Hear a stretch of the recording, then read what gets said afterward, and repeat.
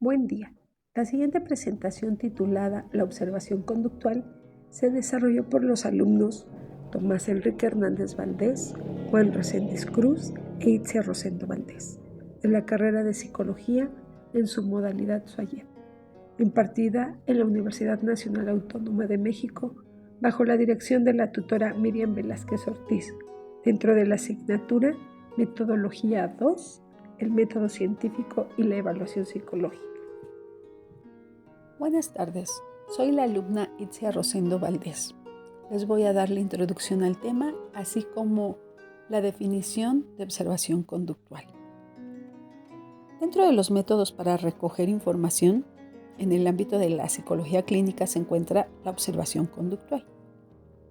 Este es un método de recopilación de datos útil para iniciar un proceso de evaluación, que mediante el registro de las acciones que ejecuta una persona, llamémosle objeto de estudio, nos va a arrojar información acerca de su comportamiento y del entorno en el que se encuentra.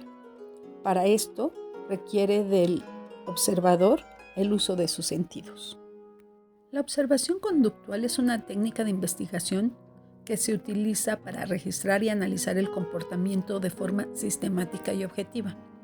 Se basa en la idea de que para comprender la conducta es necesario observarla primeramente en su entorno natural. La observación conductual se utiliza en una amplia variedad de campos, como la psicología, la etología, la antropología y la sociología, entre otras. Algunos de los objetivos comunes de la observación conductual son describir la conducta, es decir, registrar de forma precisa y detallada lo que un individuo hace o un grupo de individuos bajo cierta situación. Otro objetivo es el identificar patrones de conducta. La observación puede ayudar a identificar las regularidades con las que la conducta se presenta, comparadas o contrastadas con el contexto en el que se encuentra el individuo. También comprueba una hipótesis. La observación se puede utilizar para comprobar una hipótesis sobre la presencia de una conducta con esas determinadas condiciones ambientales.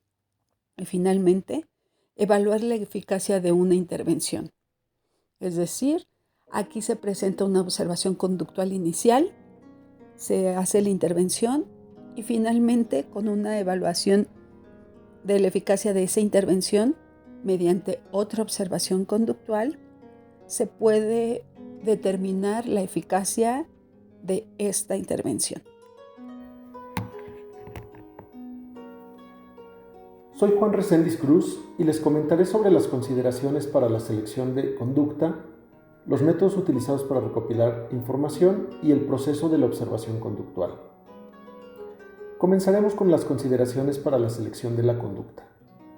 Al seleccionar la conducta a observar en un estudio de observación conductual, es importante tener en cuenta una serie de consideraciones para garantizar la validez y confiabilidad de la investigación. Algunas de las más importantes son: Número 1. La relevancia. La conducta a observar debe ser relevante para el problema o pregunta de investigación que se quiere abordar. Debe ser observable y medible, de forma precisa y fiable, y debe ser representativa del comportamiento general del individuo o grupo que se está estudiando. 2. La definición operacional. La conducta a observar debe ser definida operacionalmente y de forma clara y precisa. La definición operacional debe ser comprensible para todos los observadores que participen en el estudio y debe ser observable y medible de forma precisa y fiable. Como número 3, la frecuencia e intensidad. Se debe considerar la frecuencia con la que se presenta la conducta a observar. Si la conducta es muy poco frecuente, puede ser necesario realizar una observación durante un periodo de tiempo más largo. Y también se debe considerar la intensidad de la conducta a observar.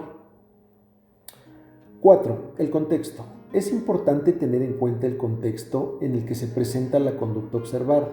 Este puede influir en la forma en que se manifiesta la conducta y deben registrarse los aspectos relevantes del contexto, como por ejemplo, el lugar, la hora, las personas presentes y la actividad que se está realizando. Número 5. Las consideraciones éticas. Es importante tener en cuenta las consideraciones éticas al realizar un estudio y observación conductual. Se debe obtener el consentimiento informado de los participantes antes de iniciar la observación y se debe proteger la privacidad de los participantes. 6. Los recursos disponibles. Se deben tener en cuenta los recursos disponibles al seleccionar la conducta a observar. El tiempo, el dinero y el personal disponible pueden limitar las opciones de estudio. 7. La experiencia del observador. La experiencia del observador puede ser un factor importante a la hora de seleccionar la conducta a observar. Un observador con experiencia puede ser más capaz de identificar y registrar la conducta de forma precisa y fiable. Y 8. La posibilidad de generalización. Se debe considerar la posibilidad de generalización de los resultados del estudio a otros contextos y poblaciones. En general, al tomar en cuenta estas 8 consideraciones, se puede seleccionar la conducta a observar de forma que se garantice la validez y confiabilidad del estudio de observación conductual.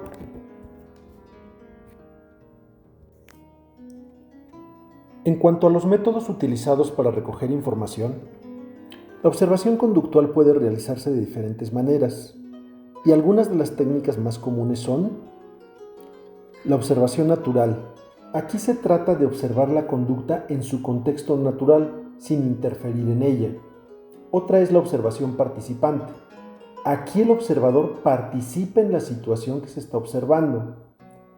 Y por último tenemos la observación sistemática. Aquí se trata de observar la conducta de forma planificada y utilizando un sistema de registro para anotar los datos.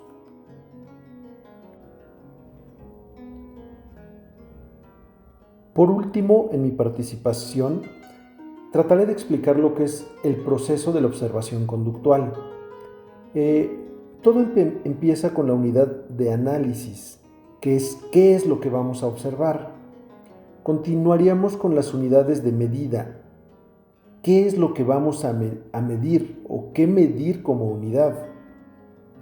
Continuaríamos con las técnicas de registro, cómo es que vamos a hacer la observación, con qué vamos a hacer la observación. Continuaríamos con el muestreo y tendríamos que definir cuándo vamos a observar. Como número 5 tendríamos el lugar de observación, que sería dónde vamos a observar. Seguiríamos con el tiempo de la observación, cuánto tiempo vamos a observar. Como número 7 tendríamos quién o quiénes van a realizar la observación. Aquí ya hablábamos de que tener personas experimentadas nos podría ayudar y como punto final tendríamos cómo se van a validar los resultados. ¿Qué vamos a hacer una vez que tengamos los resultados de esa observación? Sería el último paso de lo que vamos a tener como proceso de observación conductual. ¿Qué tal? Mi nombre es Tomás Enrique Hernández Valdés. A continuación voy a exponer y explicar algunos términos y conceptos importantes como parte de esta presentación. En esta lámina hablaré de cómo garantizar confiabilidad y validez en este tipo de evaluaciones. Pues bueno, es importante comentar que la confiabilidad, el objetivo de que una prueba pueda ser confiable,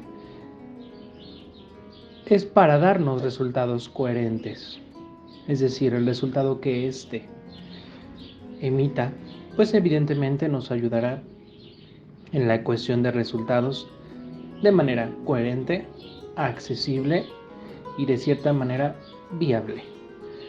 Y el concepto de validez, pues se enfoca un poco más a un resultado preciso, conciso y que pueda ser interpretable propiamente a partir de la prueba. Por lo tanto, ¿cómo podemos garantizar confiabilidad y validez? Pues bueno, estas siendo propiedades importantes de ser reportadas, pues se van a garantizar a partir del evaluador, es decir, el evaluador tiene que aplicarlas correctamente, tiene que saber en qué momento se deben aplicar y cómo éstas se deben evidenciar e interpretar para tener una conclusión coherente del estudio. En esta lámina hablaré un poco sobre la diferencia que existe entre una observación natural y una observación controlada. La principal diferencia entre estas radica en el nivel de intervención del investigador en el entorno que lo rodea, es decir, en el entorno que éste observa la conducta. En cuanto a la observación natural, que iniciaré por esta, se observa la conducta en su contexto natural, sin que el investigador intervenga, es decir, es el tipo de observación más primitiva. Observa el hábitat habitual, vaya la redundancia, del sujeto y del grupo de estudio. Minimiza el efecto Hawthorne, donde los sujetos modifican su comportamiento por ser observados, lo que lo hace una observación pura.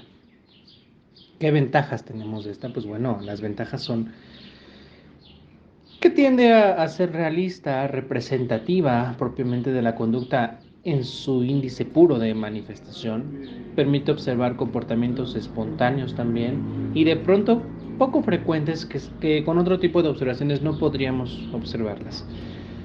Evidentemente se vuelve un tanto empírica y por lo tanto sus desventajas pues es que hay menos control sobre variables, de cierta manera se vuelve un tanto cualitativa, dificultad para aislar la variable de interés y hay sesgos por parte del observador. Es decir, aquí es fundamental el observador y qué interpretación este va a dar cualitativamente de la conducta. En cuanto a la observación controlada, a diferencia de la natural, observamos que la conducta es un entorno artificial, creado por el investigador. Es decir, no es puro, no es meramente natural, propiamente dicho, como la definición anterior, sino que este es creado a partir del propio investigador o del propio psicólogo. Se manipula o controla una o más variables para estudiar su efecto de la conducta, lo que permite aislar la variable de interés y determinar su efecto causal. Entonces hablaríamos de que esta es un medio artificial, de que esta nos permite ir más allá de una sola variable y por lo tanto medirla cuantitativamente.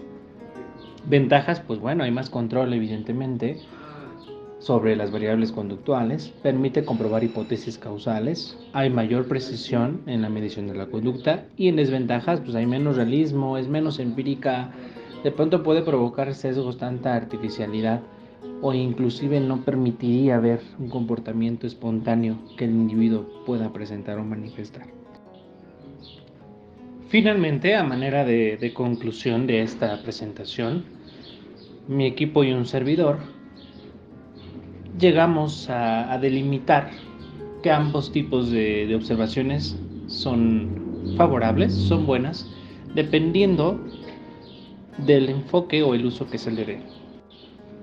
Es decir, la observación natural tiene una índole más cualitativa, por lo tanto es ideal para obtener una visión general de la conducta en su contexto natural.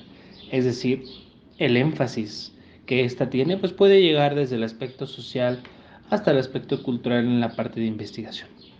Mientras que la observación controlada es más adecuada para estudiar relaciones causales entre variables, por lo tanto permite un mayor número de variables de investigación, ideal para la psicología experimental o de estudios de casos. La elección entre ambas dependerá de los objetivos de la investigación psicológica y de las condiciones en las que éstas puedan realizarse, partiendo así que el psicólogo tenga la capacidad de optar por cada una de estas, satisfaciendo los objetivos que éste quiere. Gracias.